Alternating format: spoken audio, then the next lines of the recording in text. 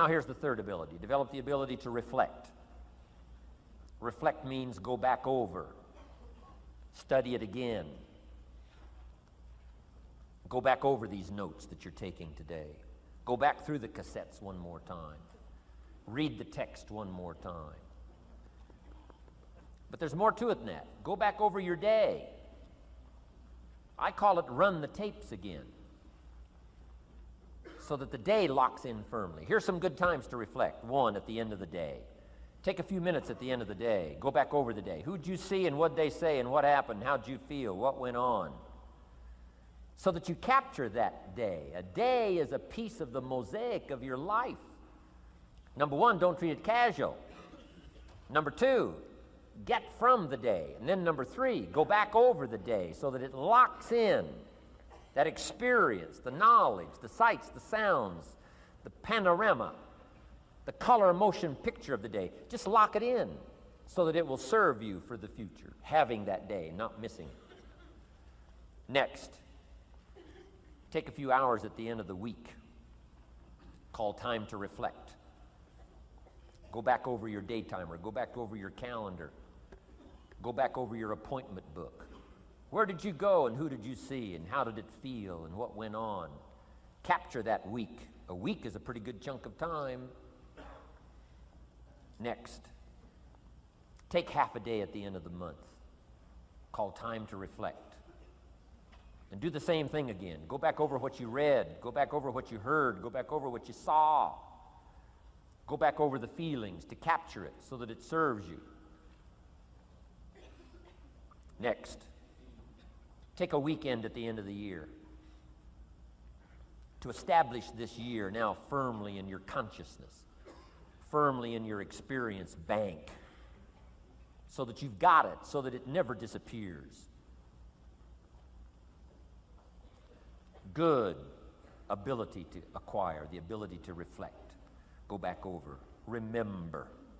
Remember. Remember. It's so valuable to be able to remember the thought, remember the idea, remember the experience, remember the occasion, remember the day, remember the weather, remember the emotion, remember the complexity, remember the highs, remember the lows. So valuable at the end of the day.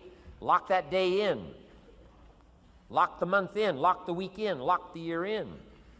Old Testament says a unique scenario unfolded according to the law, and that was they worked 9 years, and the 10th year was a sabbatical. The 10th year, work 9, take the 10th year, and not just to relax, not just to replenish, not maybe just to get physically in shape. Change of pace, we call it in the modern society, but not just for that. I'm sure that in ancient days, that sabbatical was to go over the last 9 years, what went right and what went wrong, and what worked well and what didn't work well.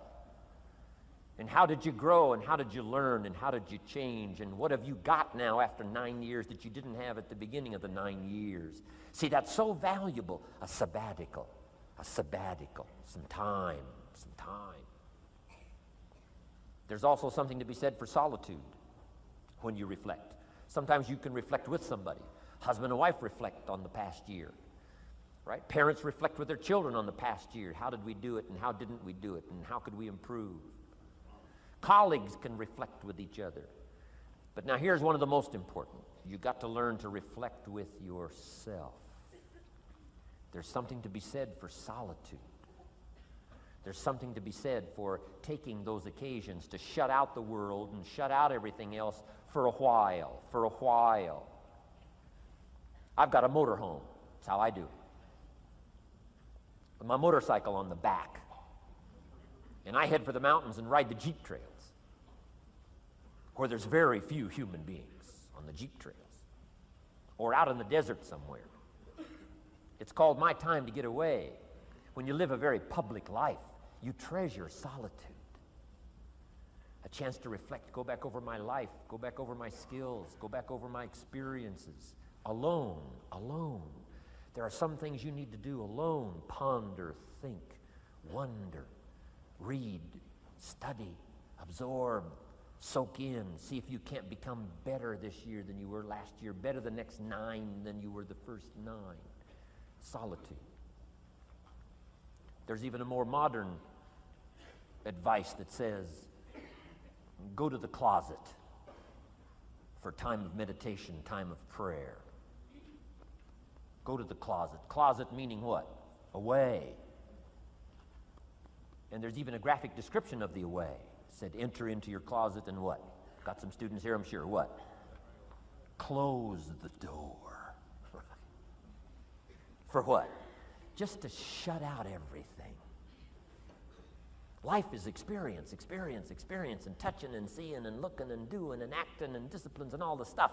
But sometimes, this is where this reflecting is so important, to shut the door, to shut the door and wonder, prayer, contemplation, thinking, and let things move in to your consciousness and awareness that no other way can it be done. Right? Flying down the freeway, I'm telling you, it's difficult to get through. So many things to do, it's difficult to get through. But times of solitude, times to reflect. So this is so valuable, learn to reflect.